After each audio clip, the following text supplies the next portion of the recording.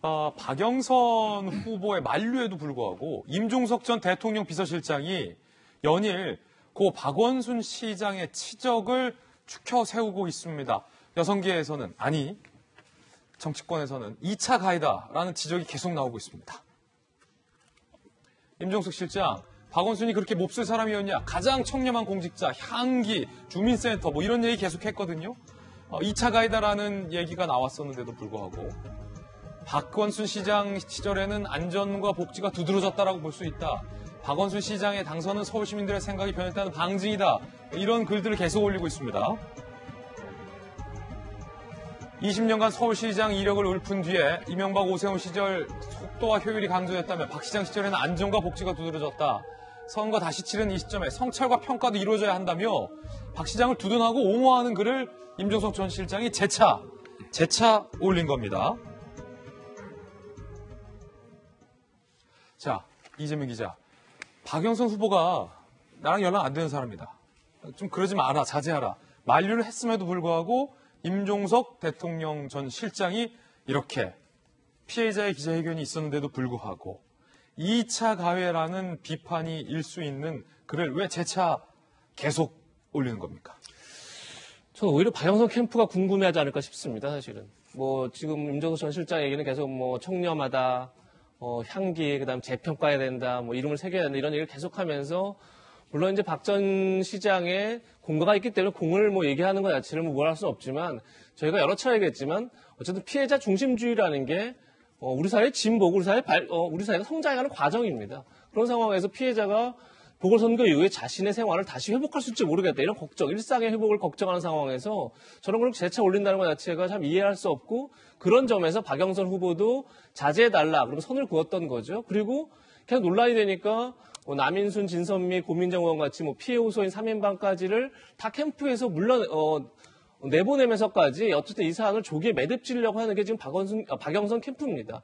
그런 상황에서 임 전 실장이 계속 저렇게 캠프와 상의 없이 글을 올리고 있으니까 전 가장 당황스러운 건 오히려 박영선 캠프 거라는 생각이 들고 그러다 보니까 정치권에서는 저것이 박영선 캠프를 돕는다. 물론 이제 친문 혹은 강성 이제 여권 지지층을 결집하는 효과가 있을지 모르겠으나 그런 어떤 박영선 캠프를 돕는 효과보다는 보궐선거 이유가 되면 급격하게 대선 국면을 갈 테고 그렇게 되면 어떻게 보면 친문 진영에서의 후보를 다시 이제 찾는 과정도 있을 텐데 거기서 내가 지금 임종석 전 실장이 본인의 어떤 포지셔닝 전략을 위해서 저런 글을 계속 쓰고 있는 게 아니냐 이런 의구심이 저는 오히려 여권 내부에서 나오지 않을까 저는 개인적으로 그렇게 생각이 됩니다. 이 문제는 좀 더 객관적인 논평할 수 있는 정혁진 변호사님께 추가로 질문 드릴 텐데 네네. 자, 법적으로 봤을 때 임 전 실장의 이 같은 글이 2차 가해에 해당합니까? 짧게 여쭤볼게요. 2차 가해까지는 해당이 되지는 않을 것 같다는 생각은 드는데 그래요? 굉장히 부적절하다 이 생각이 들면서 부적절하다. 쉽게 말하면 임종석 전 실장 같은 경우에는 비판에도 불구하고 박원순 시장에 대해서 평가가 이루어져야 된다.